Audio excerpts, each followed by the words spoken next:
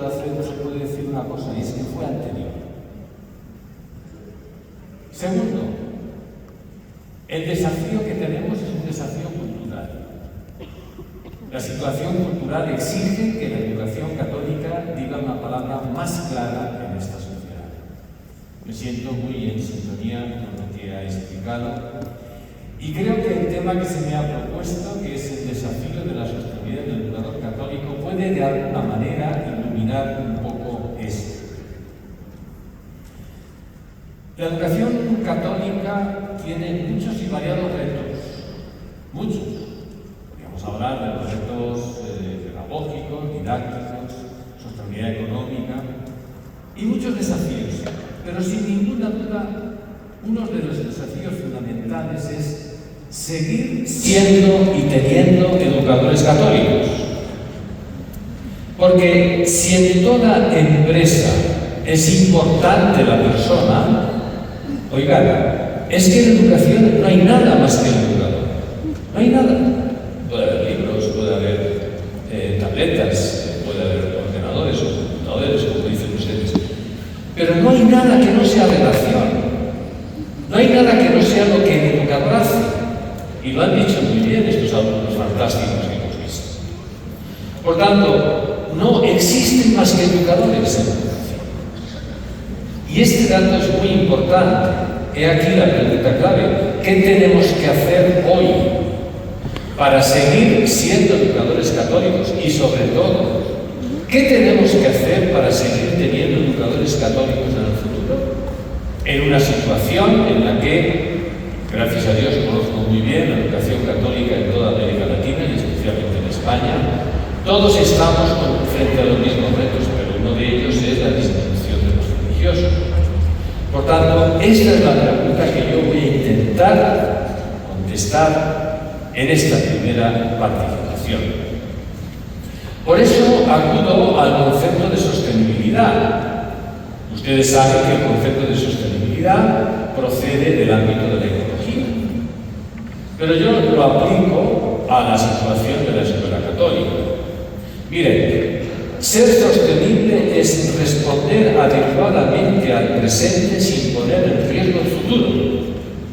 Por ejemplo, si el planeta tiene poca agua y yo quiero ser una cosa más sostenible, tendré que utilizar el agua hoy de tal manera que haya agua en el futuro. Este es el concepto de sostenibilidad. Pero no solamente eso, sino quiero que hoy consuma agua para que en el futuro haya más agua. Por tanto, yo quiero construir un futuro mejor. Por eso, cuando yo me pregunto por el futuro, ¿habrá agua en el futuro? ¿Habrá árboles en el futuro? ¿Habrá energía en el futuro? Me tengo que preguntar, ¿pero hoy qué estoy haciendo con el agua? A lo mejor la estoy desperdiciando. Por tanto, cuando yo me pregunto por el futuro, me pregunto inmediatamente qué estoy haciendo hoy. Por tanto, yo les pregunto, ¿qué estamos haciendo hoy para ser educadores católicos? Si hoy estamos trabajando para ser educadores católicos, habrá educadores católicos en el futuro. Miren, este desafío de seguir siendo y seguir teniendo educadores católicos tiene dos momentos claves. De otra manera, ¿qué tengo que hacer para seguir teniendo educadores católicos? Pues primero tengo que pensar en cómo incorporo educadores, ¿no? Y en segundo lugar, ¿qué hago cuando los he incorporado? Es decir, ¿qué acompañamiento, qué seguimiento, qué desarrollo hago con aquellos educadores que he incorporado? Y esto es lo que yo voy a intentar explicarles. ¿Cómo veo yo estos dos momentos que son claves para seguir siendo y teniendo educadores católicos? Empecemos por la incorporación. A mí me han preguntado muchas veces, lo han dicho en la presentación, he sido director también de centros educativos en España, en dos ciudades, si alguien conoce España, San Sebastián, una ciudad bien bonita en el norte, y otra más en el centro, que es Zaragoza. ¿Qué miro yo para incorporar a un educador? Pues miren, yo les voy a proponer que comprueben estos elementos. Lo primero que ustedes tienen que comprobar es si tiene vocación. Y me dirán, bueno, esto es evidente. No, no es evidente. ¿Qué es tener vocación? Tener vocación es sentirse urgido por la necesidad que tiene la vida. Tener vocación es como me decía un candidato hace tiempo, es que a mí me gustan los niños. Bueno, pues cómetelos. Porque yo a continuación dije, y cuando no te gusten los niños porque el adolescente de 13 años se pone muy tonto, ¿qué vas a hacer? Tú no eres educador porque te gusta el niño. Tú eres educador porque estás apasionado por algo que tú le quieres entregar, sea como sea el niño. Inquieto, nervioso, esto es tener vocación. Tener vocación es sentir que yo tengo algo que quiero entregar a otro porque es muy importante. Comprueben la vocación de los educadores. Y ya que están ustedes siendo educadores, alimenten la vocación. Porque la vocación, como el amor, se alimenta. Y si no se alimenta, se muere. Segunda comprobación que yo haría. La segunda comprobación es, bueno, tú eres educador y tienes vocación, pero ¿cuál es tu sueño educativo? Porque si tienes vocación, es que tú tienes un sueño que quieres entregar, y lo he explicado muy bien el señor Jorge antes. Y compruebo si su sueño está cerca de mi sueño católico. Porque eso es lo que hay que comprobar, a ver hasta qué punto el sueño está cerca de mi sueño católico. En tercer lugar, yo comprobaría la capacidad de empatía, la capacidad de inteligencia afectiva. Es una persona que sabe acoger, que sabe comprender, que sabe dialogar. Y en último lugar, comprobaría la capacitación técnica. Solamente llegaría a la cuarta si las otras tres son buenas. Es decir, si no tiene vocación, no pases a la siguiente. Si no tiene un buen sueño educativo cercano al Evangelio, no pases a la siguiente. Y si no tiene una capacidad de empatía, por muy buen profesor de didáctica que sea, no lo contratas. Esto es lo que yo propongo. Y ya que estamos dentro, tenemos que alimentar nuestra vocación, soñar con el Evangelio, como ha dicho el señor Jorge. En tercer lugar, trabajar cada vez más la empatía. Y en cuarto lugar, ser muy buenos profesionales. Este para mí es el camino para tener y ser educadores católicos. Pero vamos al trabajo posterior. Bien, ya nos hemos incorporado, ya tenemos claustros, ya tenemos profesores. ¿Qué hay que hacer para seguir profundizando en ser educadores católicos? Pues mire, yo les propongo tres cosas, que son muy concretas, Esta charla no es una charla teórica. Y además procede bastante de mi experiencia. Mire, hay que hacer tres cosas para seguir siendo educadores católicos y educar a los educadores católicos. Primero, profundizar en el carácter relacional de la educación. Lo vamos a explicar. ¿Qué significa esto? La educación es relación, no es otra cosa. Y hay que profundizar en lo que eso significa. Segundo, profundizar en cómo es la relación educativa, porque en el mundo tenemos muchas relaciones. Tengo relaciones de amistad, puedo tener relaciones paternofiliales, puedo tener relaciones de fraternidad, pero la relación educativa tiene unas características especiales. Y tercero, lo más importante de todo, y a lo que voy a dedicar un poquito más de tiempo, tenemos que contemplar los maravillosos modelos educativos que tenemos en el Evangelio. Ya les confieso una cosa, he leído mucho de educación, pero si en algún lugar yo he aprendido a ser educador, es en el Evangelio y en la relación con Dios.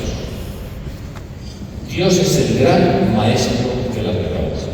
Empecemos por el principio. Vamos a profundizar qué significa que la educación es relación. Pues es muy sencillo. El mundo de la relación es el mundo del yo y el tú. Entonces, yo puedo percibir la presencia y Y de la presencia puedo pasar al encuentro. Puedo tener presencia y no encontrarme con el otro. Yo voy en la micro, yo estoy aquí, el otro está allí, pero no hay encuentro. Pero cuando hay encuentro es que yo siento que hay un tú que me reclama. Y esto en educación es muy bonito. Nuestros alumnos nos reclaman en ese tú. Y entonces reconozco a mi alumno, lo nombro, es una cosa muy importante, de alguna manera me hago responsable de él y al final este es el proceso del encuentro. Hay una frase muy bonita, que la repito mucho: sé que existo porque me nombras tú. Si a mí no me nombras, no existo. Entonces, nombrar al alumno es darle existencia. Cuando en un grupo alguien llama por el nombre, ese empieza a existir en ellos todos. De la relación al vínculo y del vínculo al cuidado. Este es el camino de la educación.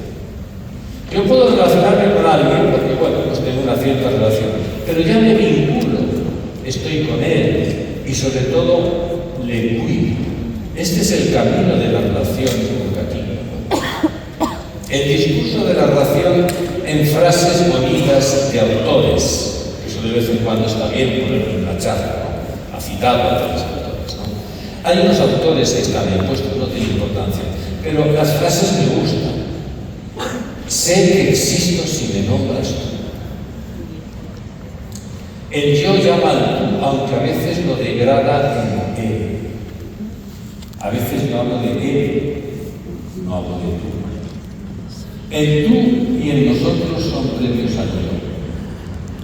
Una frase en latín: homo queres, sed de otredad, somos seres deseantes. Bueno, son frases que me citan de vez en cuando. Pero vamos a la cuestión importante. Ya sabemos que la educación es relación. Pero, ¿qué es tener educación? ¿Qué es la relación educativa? Pues miren, yo les ofrezco esta definición. Es decir, sirve. La relación educativa es la iniciativa de un adulto que, viviendo y procesando determinadas sensibilidades, sale al encuentro del educando para iniciarle en ese universo de verdad, bondad y belleza que él considera de alto valor humanizado. Educar es salir al encuentro. Y que ese encuentro sea, como hemos dicho antes, un encuentro que crea vínculo y cuidado. Y en ese momento yo quiero entregarle a mi alumno, a mi educando, aquello que yo llevo en mi vida de mejor, que son cuáles son las verdades en las que yo vivo, cuáles son las bondades y los valores, como decía Monseñor Jorge, en los que vivo, y cuáles son las sensibilidades en las que vivo. Me gusta esta definición y la he utilizado muchas veces. Educar es salir al encuentro porque yo, por medio de esa relación, quiero entregarme a lo que yo vivo profundamente a mis alumnos. Nuestro objetivo como educadores es construir los sujetos, que sean sujetos que realmente puedan crecer en su vida. La educación no es un producto. La gente dice, bueno, es que la educación al final es que los niños sepan. No, mira, la educación es una relación. Y la relación educativa no es una excusa. No es como esto que a veces hacen los papás, le ponen la cuchara al niño y dicen, mira, un avioncito y ¡pum! No es que yo quiero tener relación con mis alumnos para que por medio de esa relación ellos aprendan. Es la misma relación el contenido de la educación. ¿Saben por qué? Porque nosotros somos el resultado de las relaciones que hemos tenido en nuestra vida. Y la relación educativa, quien la ha tenido, es una relación muy importante. Hay gente que no ha tenido maestros. He trabajado en un momento de mi vida en zonas muy de marginación. ¿Saben cuál es el problema? No han tenido amor. No han tenido relación materno-filial.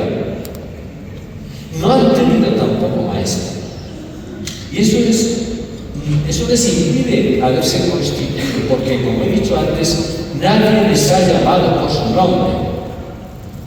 Nadie les ha sacado del anonimato y ha dicho, no, tú eres Javier, tú eres Jorge, tú eres Cristian.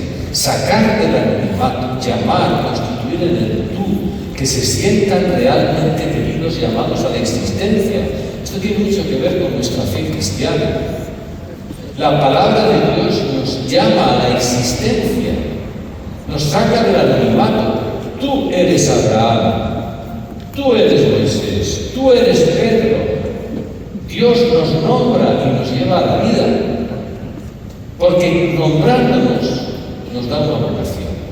Es una visión muy profunda de la fe, que nos tiene que ayudar a ser educadores católicos, porque nuestra fe no es solamente una experiencia que tenemos, es una maestra de vida.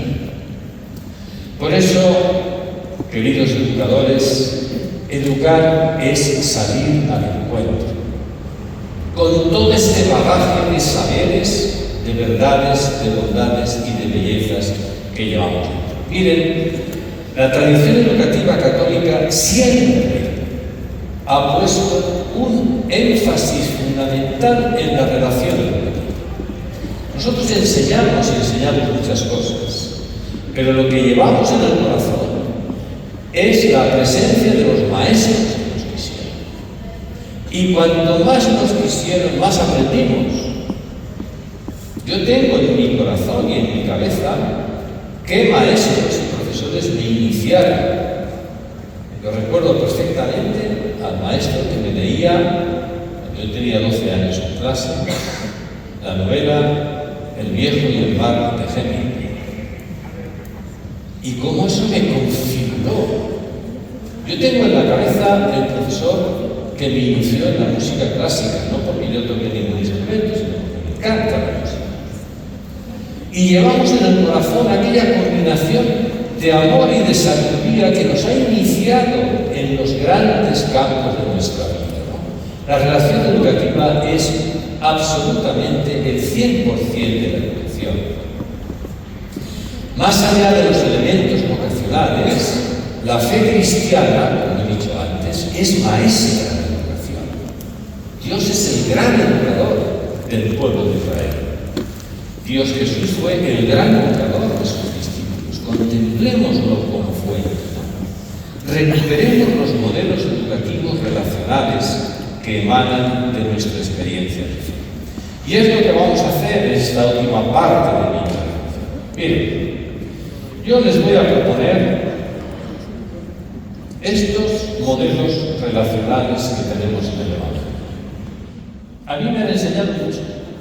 Y son, como he dicho antes, cosas muy concretas. Si alguien quiere ser un buen educador católico, hay que profundizar en la presencia de María en Caná, qué le dijo el ángel de la Anunciación a María, qué hizo Jesús con los discípulos de Maús, cuál es la imagen del buen pastor y qué pintaba María al pie de la cruz. Yo sé que estos relatos tienen una vertiente espiritual, y todos los creyentes disfrutamos de la vertiente espiritual de estos relatos. Pero yo quiero invitarles a que los contemplen desde el punto de vista de maestros de educación, porque hay modos que podemos de alguna manera aprender, ¿no? Miren, los educadores católicos sentimos esto que está puesto en la Biblia. De la misma manera que Dios tiene un proyecto para la humanidad y para cada uno de nosotros, el educador inspirado en la espiritualidad evangélica sueña con hacer despertar en el alumno su particular utopía a partir del gozo con el que la vida es de gozo con el que vive la espiritualidad evangélica. Dios tiene un proyecto para la humanidad. Yo contemplo a mis alumnos y siento. Dios tiene un proyecto para este mundo. Dios no tiene este proyecto para este mundo. Hay una utopía a la vida. El primer modelo que a mí me parece precioso para establecer que es un educador católico lo tenemos en la Anunciación. Vamos a fijarnos solamente en lo que el ángel hace. ¿Qué hace el ángel en la Anunciación? Pues lo tiene aquí. Lo primero que hace el ángel en la Anunciación es darle a María buenas noticias. No le dice rápidamente, tienes que hacer esto y digo un sí, no.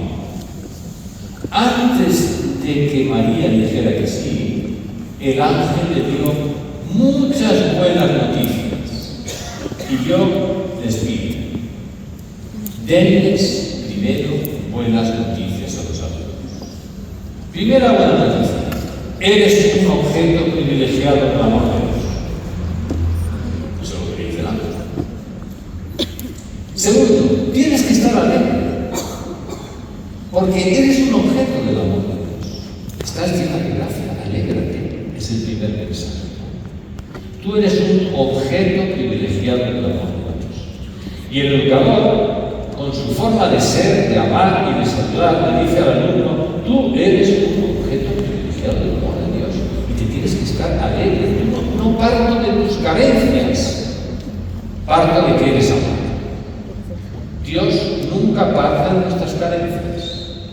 Dios siempre parte del amor que nos tiene.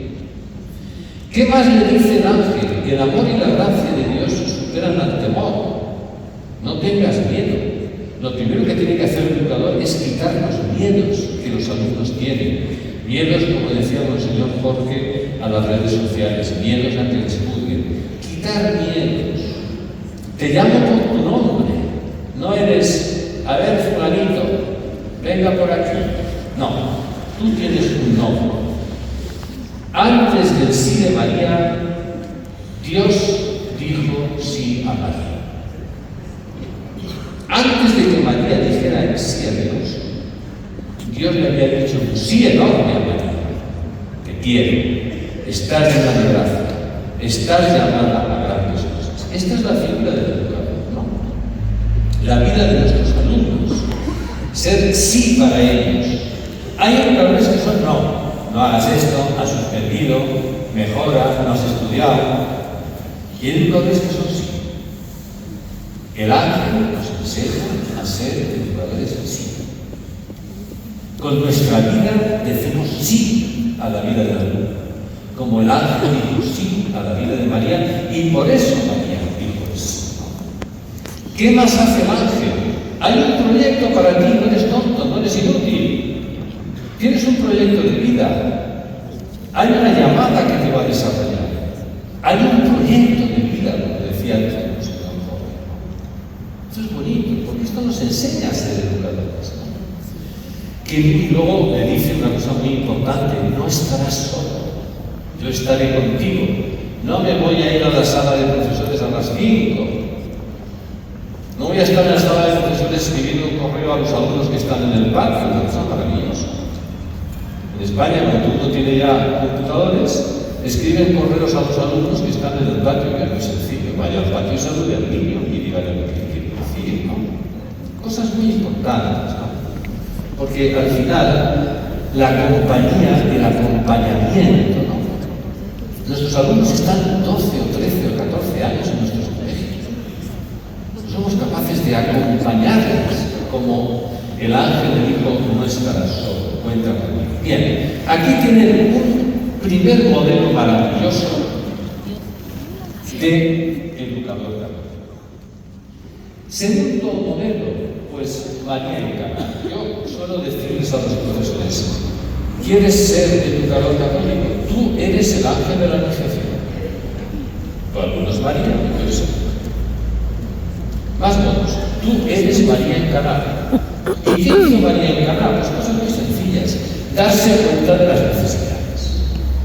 Darse cuenta de lo que realmente nuestros alumnos necesitan. Ayer Santiago decía que no es lo mismo atender a las demandas que responder a las necesidades. Las necesidades es lo que realmente nuestros alumnos necesitan.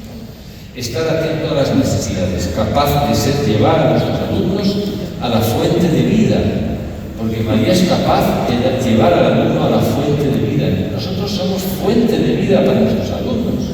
Tenemos que iluminarles, tenemos que alimentarles. No somos el último referente, como ha dicho un señor, el último referente siempre es el Evangelio, con el fin de sacar el mejor vino. Esta frase me gusta mucho. Tú eres educador católico, tienes la misión de sacar el mejor vino de tus alumnos.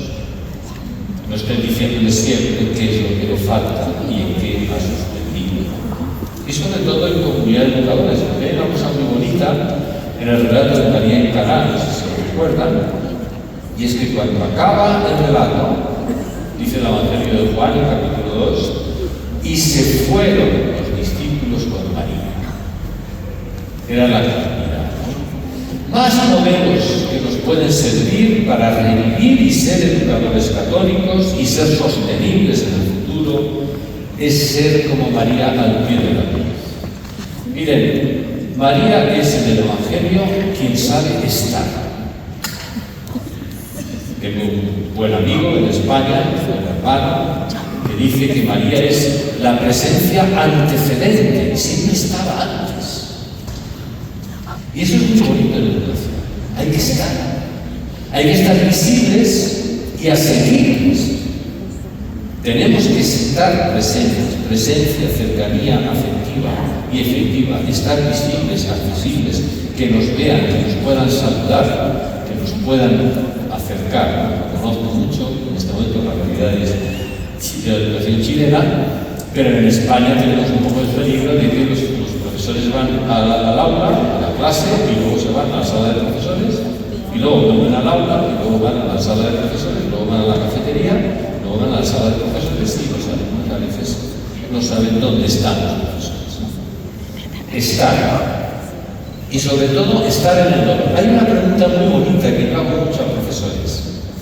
¿Ustedes serían capaces de decirme cuáles son los motivos de sufrimiento de sus alumnos? ¿Ustedes saben del dolor de sus alumnos? Una cosa muy importante en la educación es conectar con el sufrimiento del otro. Los educadores tenemos un poco el peligro de estar siempre analizando lo que les tenemos que decir, para que sean buenos, que crezcan y tal. Oiga, no tendremos que primero conectar con la sintonía de su dolor y de su sufrimiento. En todos los países que yo conozco, son muchos, y empezando por España, les cuento solamente una anécdota. Yo estuve como 12 años sin estar en colegios, por circunstancias. Cuando volví, ¿saben lo primero que me llamó la atención muchísimo? El aumento espantoso de alumnos medicados, diagnosticados y medicados. Yo llegué a tener, he dado clase de filosofía y bachiller, en una clase de bachiller en San Sebastián, tenía 30 alumnos, yo llegué a tener 12 alumnos que estaban medicados. Estoy hablando del año 2000. ¿De qué sufren estos alumnos? María de la Cruz nos invita a ser educadores que están al pie del dolor, porque hay dolor en la vida. Y cuando se está al pie del dolor y se sabe de verdad cuál es el sufrimiento del otro, es cuando de verdad podemos dar una palabra de vida. Por eso me gusta la imagen de María al pie del dolor. Y es muy bonita una frase que yo aplico mucho. Jesús le dice a María, María, ahí tienes a tu hijo. Y al hijo le dice, ahí tienes a tu hijo. El Señor en la cruz nos dice, ahí tienes a tus hijos. Lo que María hace con el discípulo, hazlo. Y María lo primero que hace es acompañar, abrazar, ser madre. Son modelos muy bonitos. Y yo, cuando me preguntan sobre la sostenibilidad del educador católico, oiga, trabajen esto con los claustros. Tengan educadores creyentes o no, porque yo he comprobado una cosa. No es preciso encontrar en estos relatos enseñanza de cómo ser educador, no es preciso tener fe. Yo he tenido profesores que no tenían fe y sin embargo, contemplando esto, entiende cuál es la manera cristiana y católica. Tenemos una fuente inagotable de esto, hay que hacerlo con los padres. Vamos a profundizar. ¿Qué nos enseña este Evangelio sobre lo que tenemos que hacer? Seguimos. Esto es una cosa absolutamente maravillosa. Toda la figura del buen pastor del Evangelio de Juan deberíamos mirarla con cariño y trabajarla con los profesores. Yo les invito, está en el Evangelio de San Juan. No vamos a ver aquí el relato, pero es precioso. Somos la puerta, cuando Jesús dice, yo soy la puerta. Los educadores somos la puerta de la vida de nuestros alumnos. Les tenemos que abrir a otro mundo. Les tenemos que abrir al mundo de su propia integridad, de sus propios deseos. Somos la puerta de su vida. Muy bonito. Somos una puerta por la donde pueden entrar. Nosotros somos un lugar que les tiene que llevar a la vida. Son frases muy bonitas les llamamos por su nombre. La frase del buen pastor, ¿no? Les sacamos fuera. No huimos cuando viene el lobo. Yo no sé qué ha pasado, he tenido un problema con los padres, pero yo ya rellené el papel. El problema será del director. Yo ya hice lo que tenía que hacer, viene el lobo y nos vamos. No somos asalariados que se lavan las manos cuando hay problemas. El problema será de la institución, el problema será del ministerio, el problema será de la sociedad, el problema será de las redes sociales, el problema es de todos los míos. Y lo decía antes con muy bien, ¿no? No huimos de los problemas, los afrontamos. Es una figura muy bonita, la del buen pastor. Damos la vida por las ovejas. Nuestra vida es dar la vida para que tengan vida, ¿no? Y hay un último modelo del Evangelio que a mí me parece absolutamente maravilloso, que es el de Jesús Maestro, ¿no? Yo siempre digo que tenemos que aprender del Maestro a ser maestros. Insisto, a pesar de que nosotros no seamos unos grandes discípulos del Maestro, aprendamos del Maestro a ser maestros. Y el gran relato donde se ve cómo Jesús es maestro, que yo recomiendo encarecidamente, es el relato de los discípulos de Maús, capítulo 24 del Evangelio de Lucas, que todos conocemos y no vamos a ver, es bastante largo, pero que es un relato maravilloso. En ese relato es donde se ve con toda claridad qué es ser educador católico. Y esto es lo que yo les invito a trabajar con los casos para que podamos seguir teniendo educadores católicos en el futuro. Miren, el primer dato del relato es que caminan solos, ¿no? Había dos discípulos que, Jesús había muerto, salían de Jerusalén, caminando solos. Nuestros alumnos viven solos. Nosotros les visitamos.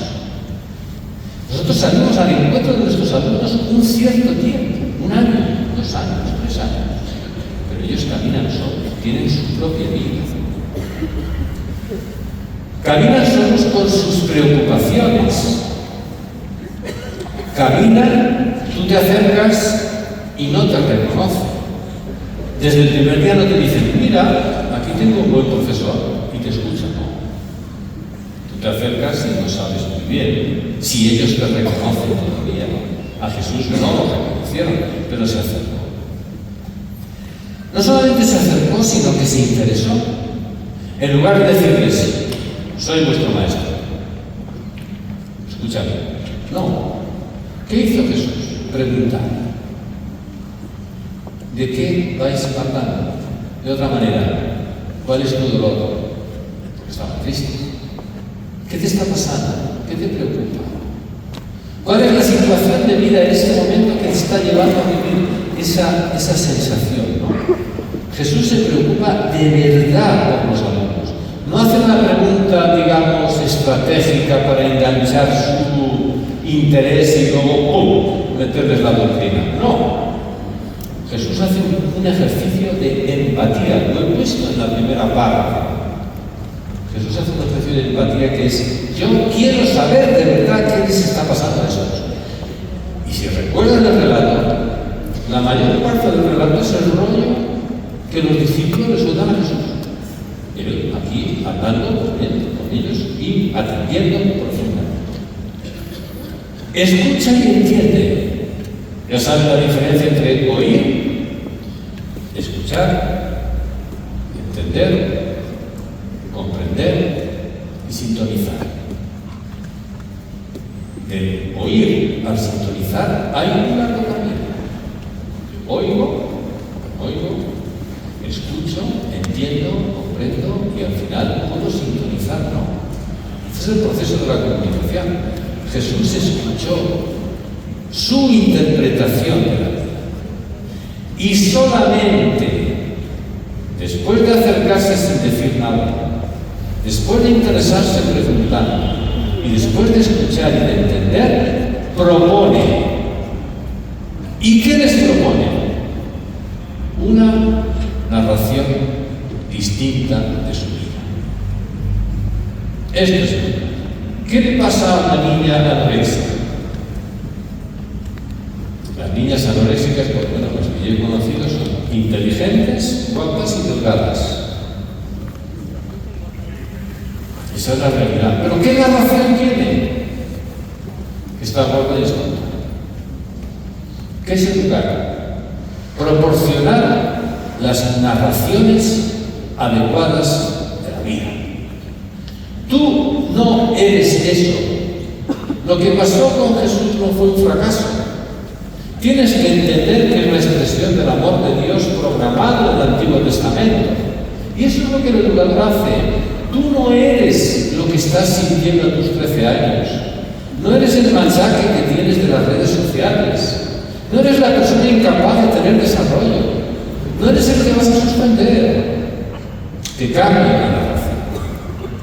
Eso es lo que hace Jesús.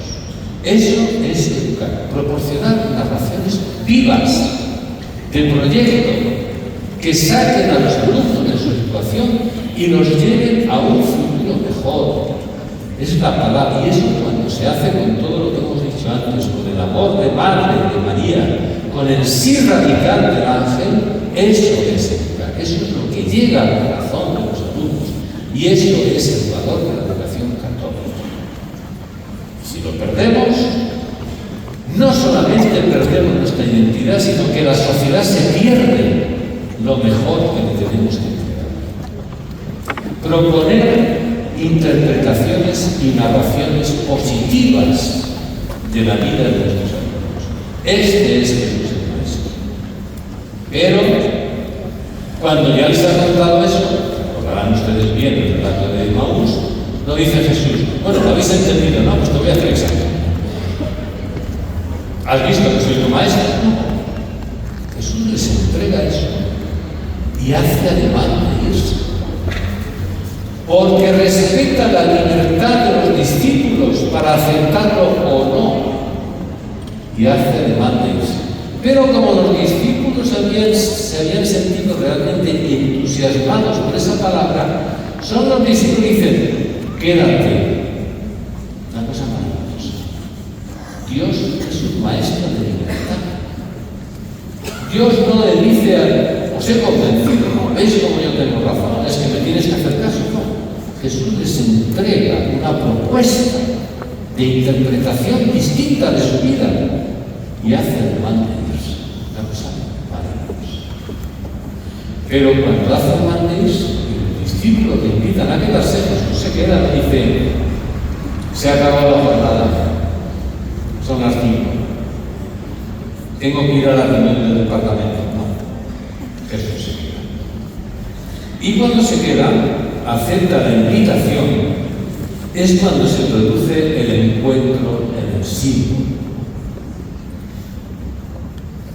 Los que somos mayores tenemos muchas ventajas.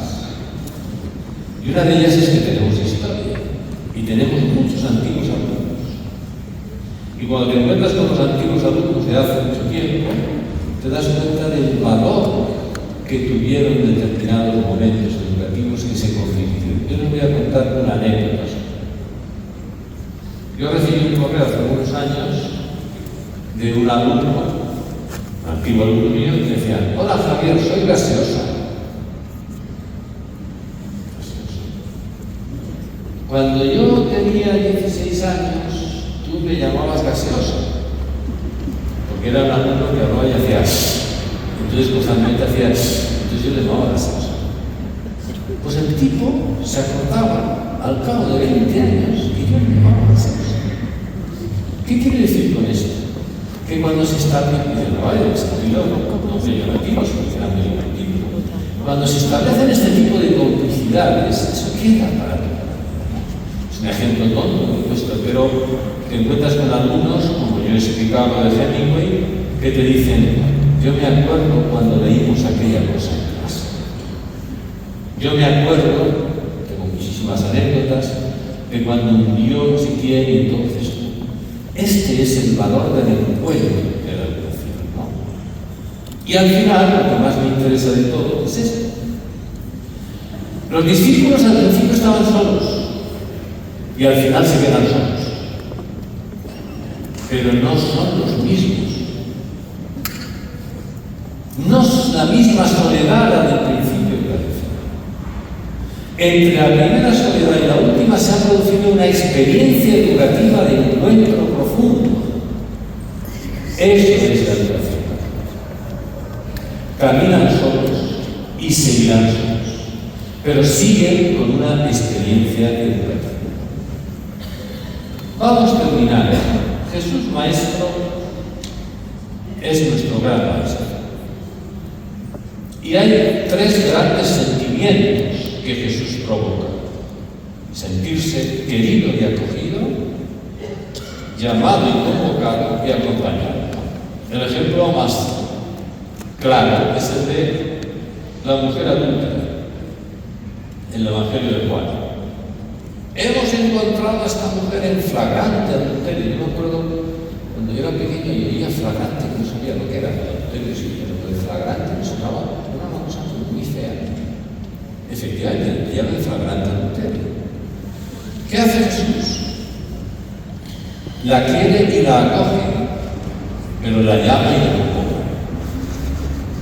Yo tampoco te condeno, acojo y quiero. En adelante no tienes más. Llamada y convocación. La síntesis maravillosa de Jesús el Maestro es esta. Yo no he encontrado ninguna figura que reúna estas tres condiciones de la educación como Jesús: ternura, firmeza y palabra. Miren, analícenlo. En educación tenemos muchos peligros, pero uno de ellos es el peligro de la palabra. Y yo digo aquí, y es, no, yo ya les he dicho. Yo ya les he dicho lo que tienen que hacer. Yo hago.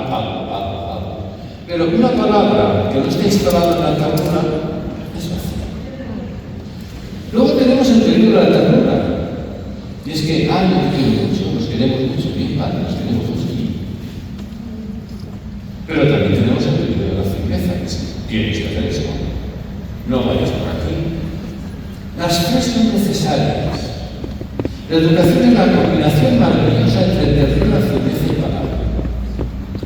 Se empieza siempre por la ternura. Jesús escuchó a Emaús, Jesús recibió a la mujer adúltera, Jesús aguantó a la samaritana. Jesús siempre empieza por la ternura. Segundo, Jesús lo segundo que hace es dar una palabra. Yo te quiero, pero te voy a decir un camino nuevo. Pero Jesús también mantiene la firmeza. Entonces a mí me parece que esta combinación a mí me ha ayudado mucho en la vida, porque los educadores, ahora podrían hacer ustedes también dónde se sitúan mejor, ¿no? Hay educadores que se sitúan mucho en la palabra, otros más en la firmeza, porque son muy exigentes, otros más en la ternura, porque van abrazando a la gente. Es una combinación. La educación es una combinación de ternura, firmeza y palabra. Tenemos un modelo perfecto de equilibrio entre ternura, firmeza y palabra: Jesús de Nazaret. Nadie como él supo transmitir el amor incondicional al tiempo que llamaba a una vida nueva. Por tanto, la educación católica es una educación vocacional, como he dicho. Hay ternura, pero hay llamada. No solamente llego y digo te quiero mucho, bueno, bien, vale, te quiero mucho, pero hay que salir por medio de una llamada hacia adelante, ¿no? Presencia, una educación proactiva, una educación que llama a nuevos horizontes y una educación que intenta descubrir el tesoro único e irrepetible que todas las personas llevamos dentro. Termino con 4 imágenes y una poesía. La primera imagen: nuestros alumnos caminan solos. Nosotros les acompañamos. Nos encontramos cara a cara y humildemente les guiamos para al final establecer vínculos de protección. Y termino con una poesía de una poetisa cubana, Dulce María Bernaz, que me parece una preciosidad. Y dice así: de amar mucho, yo me la aplico al educador, de amar mucho, el educador que ama mucho, tienes la palabra que persuade, la mirada que vence y perturba. De amar mucho, dejas amor en torno tuyo, el amor que el educador deja, y el que pasa cerca se huele el perfume del pecho, viene a creer que tiene la rosa dentro. Amando mucho, nuestros alumnos descubrirán la rosa que llevan dentro, que es el regalo